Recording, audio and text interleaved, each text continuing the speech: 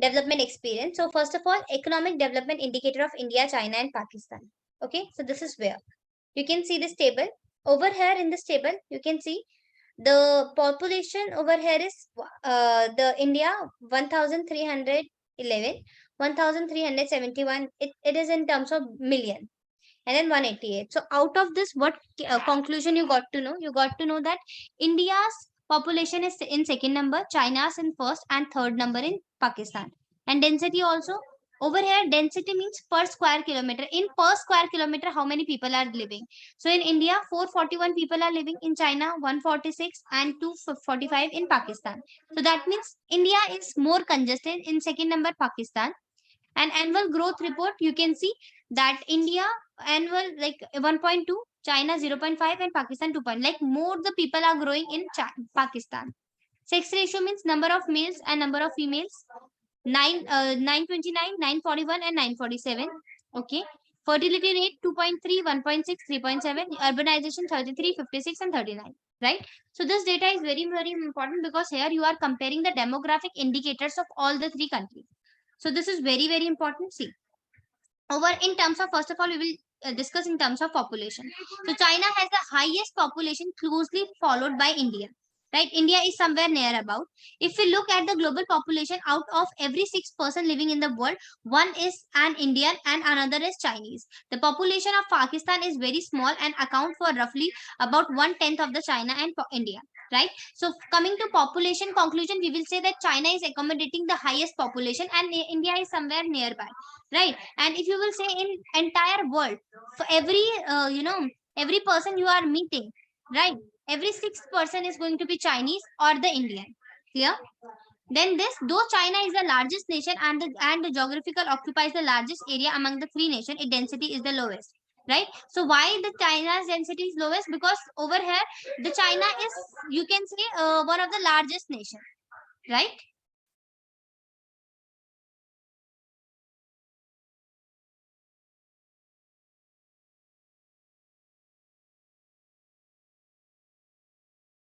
Okay. Now coming to third one, the population growth is highest in Pakistan, followed by India and China. So population growth highest in Pakistan and followed by China, followed by India and China.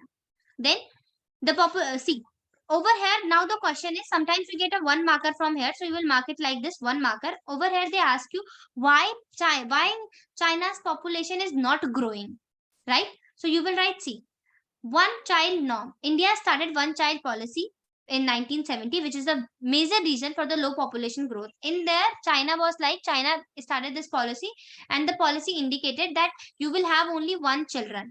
The person who will have more than one child, right, one child, they will not get the government jobs. They will not get nothing from government side. They will not get, and they have to pay the penalty, the fines. Right. So that's why everyone started to have only one baby. That's why, because of this, you can see the growth rate of China population or population growth in China is less as compared to India and Pakistan. Next, one non-child also led to decline in the sex ratio. See, so now basically what happened, everyone prefers, you can say, you can males over females, right? This is the strategy because they believe that males will be running over the, like males will be somewhere, continuing their generation and something like that, right? So now over there was a policy that you can have only one child, so people were preferring boys, like males, as compared to females, right? So they decided that everyone, they were doing abortions, killing the girl child, they were just doing this. And because of this one child norm policy, what happened, the decline in sex ratio as well. Right. So over here, when we were comparing the sex ratio, you can see China has the least sex ratio, which is 941. Right. Pakistan have China 941 and India 929. So over here in 1000 male, you were getting what is the sex ratio, the proportion of males per thousand. Now sometimes you get a one question as well, like what is the sex ratio, right? Sex ratio is basically how many females are there in comparison to 1000 male. Okay. And the sex ratio is low and biased against females in all three countries, right? Why? Because people prefer son as compared to daughter. Prevailing in all these countries the reason of low sex ratio. In recent times, all three countries are adopting various measures to improve the situation. One child norm and the result in arrest in the growth of population also have the other implications. For instance, after a few decades in China, there will be no elderly people in proportion to the young people. This led to China to allow couples to have two children. Now, though China started one child policy, now China declare like remove this policy, and over there you can have two child but not more than that. Why they did this? Because over here if they will keep on doing this, so sometimes they will have the elderly person, right? But they won't be have the young person, and young person only work, right? For example, if you have only one child, every household will have only one child. So elderly people, the old people, they will be there, but the young people will not be there. Why? Because everyone is having one child, so how will they get more people, right? So this is the issue you will get to know. So that's why China, what China did, China removed this one child policy. And now coming to fertility rate. So fertility rate is low in China and very high in Pakistan.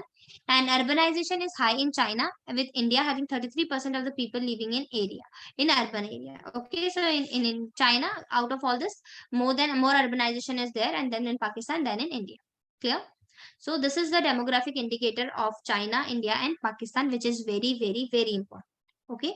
So you will write saline economic development indicators of this. First is saline demographic indicator of China. You will draw this. Okay, this table is very, very important. Of course, you cannot learn it, but yeah, when you will see, instead, for example, when you have to revise it, you can just see the table, and over here you'll get to know that, okay, this is the highest, this is lowest. You can mark it. The highest one you will mark with green, the lowest one you will mark with red, and the middle one will be the medium. Okay, and after this you will explain this table. In case in exam hall you are unable to recall the number, it's not easy for everyone to learn the table, right? So at that time you will only write this, you will not write the table. Clear? Voice clear? Voice, Adib and Mohammed Ayan. Yes, ma'am. Okay, so now you will quickly write this down. First of all, just write economic development in hashtag in economic development indicator of India, China, and Pakistan. Then first one is demographic. Okay, once we compare the demographic, we will compare the GDP, right? Then we will compare the shares of GDP, right? Then sector of employment in India, China. Then we will compare this human development. Okay, this chapter is all about comparison, so we will be doing this. Once we done the comparison, then we will do the development strategies, what they actually adopted for the development. Okay, so let's just quickly do it. Okay, so don't make the table because I don't think you people will be able to remember the table. Just write saline demographic indicators of India, China, and Pakistan, and then write this. Clear? Okay, do one thing. First write economic development indicator of India, then write saline demographic indicator of India, China, and Pakistan. Okay, then write this only. The points. Population, estimate population, density, annual growth of population, sex ratio, fertility rate, and urbanization. Okay, clear? For estimation of population, you will write this one. Estimation and you will write estimation population, then you will write this. Then you will write second one, which is basically the density. Okay, and then you will write annual growth, third one, and then you will write this sex ratio. Then you will write fourth, fertility, and then urbanization. Clear? So you will write point first, and then you will write the explanation. Clear? Yes, Okay, no? ma'am. Okay. Yes. I hope everyone got it what to write. Right? First you will write the heading, then estimated population, explain this. Then second is density, third is annual growth of population, fourth is sex ratio, fifth fertility, and 6 point urbanization. Clear? So quickly write it down. First write the estimate population.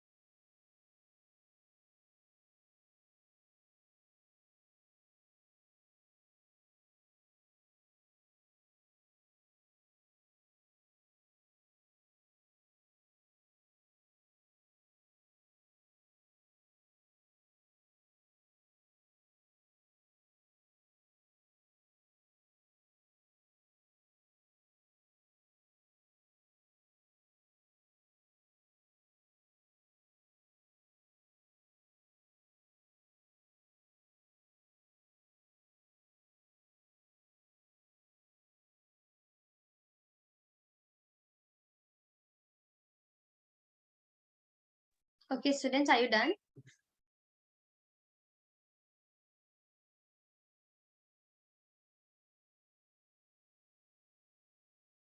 And one more thing, have you seen your day sheet? Yes, no.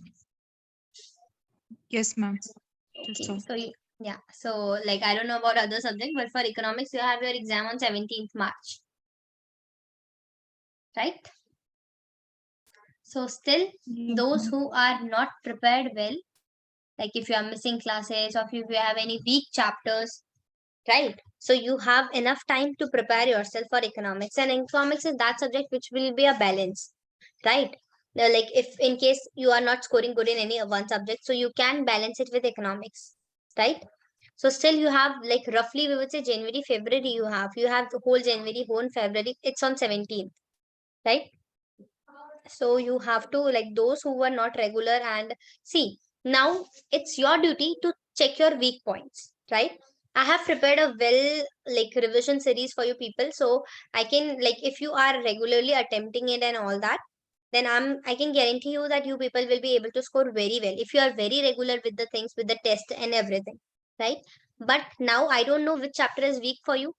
For example, national income, I am teaching that. Okay, someone is very good at that, and they like, ma'am, we are good at it. So it's of no use for them, right? So, but you have to come up to me that, ma'am, this chapter I am facing issue, and I need more practice for this chapter, right? So that when you feel like that I need more practice for that, I can teach you that chapter again, right? So you have to come up to me that, ma'am, I'm facing a issue in this chapter, or like I need some extra questions. You have to all have my personal number, right? You just need to drop me a text so that we can plan the things accordingly, because I think you have enough time. 2 months are more than enough. Like most of the students do prepare themselves in 2 months and they score very well. So 2 months are more than enough.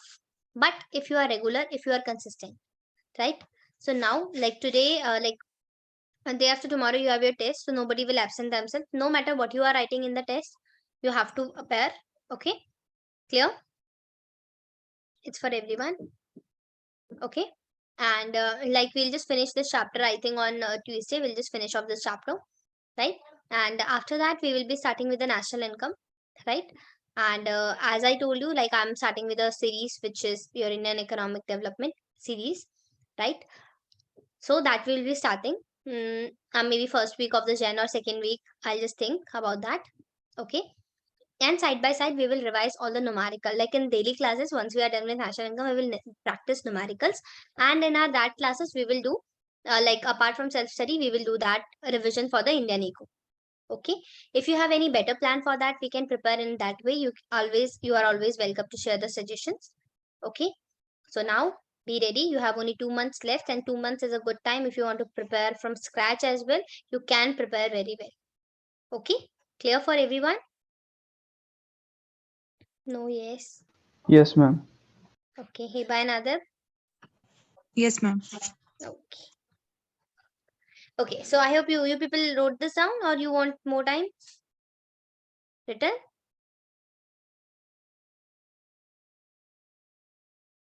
No, yes. Okay, Mariam is done. What about others? Ma'am, 1 second. Okay, Last. okay. Okay, okay, write it down. No problem.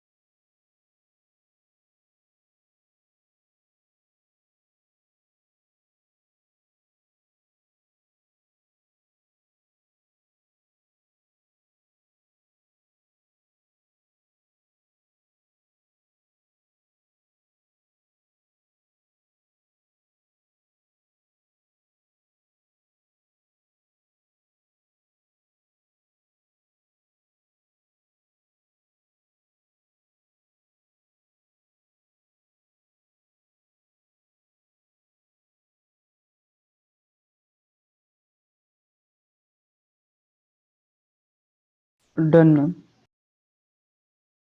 Okay. Now moving to the next one, which is GDP growth rate trends in India, China, and Pakistan. So you can say India in 1980 to 1990, it was 5.7, then it increased. In China, it was 10.3, but now it decreased. And in Pakistan, it was 6.3, also decreased. Okay. So let's just see what is the reason behind it. So China has the second largest GDP of this, right? India GDP is this, and Pakistan GDP is this. Okay, you can see over here, right? So now basically what they are saying, see, when many countries were finding it difficult to maintain a growth rate of even 5%, China was able to maintain near double-digit growth rate for 1 decade. Okay, in 1980s, Pakistan was ahead of India. China was having double-digit growth rate and was at the bottom.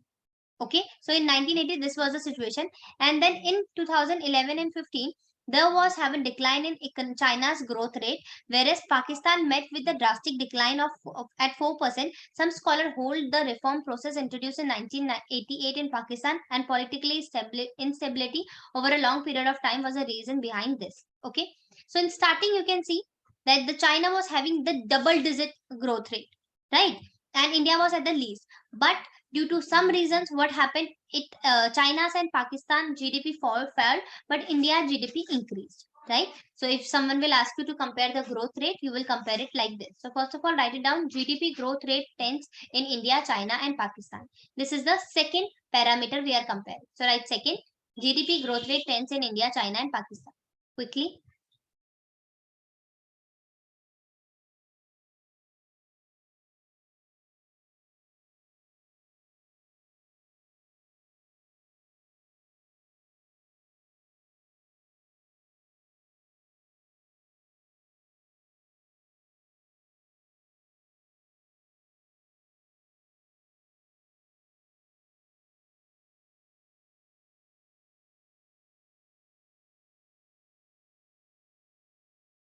Done, students? Only the heading. Done?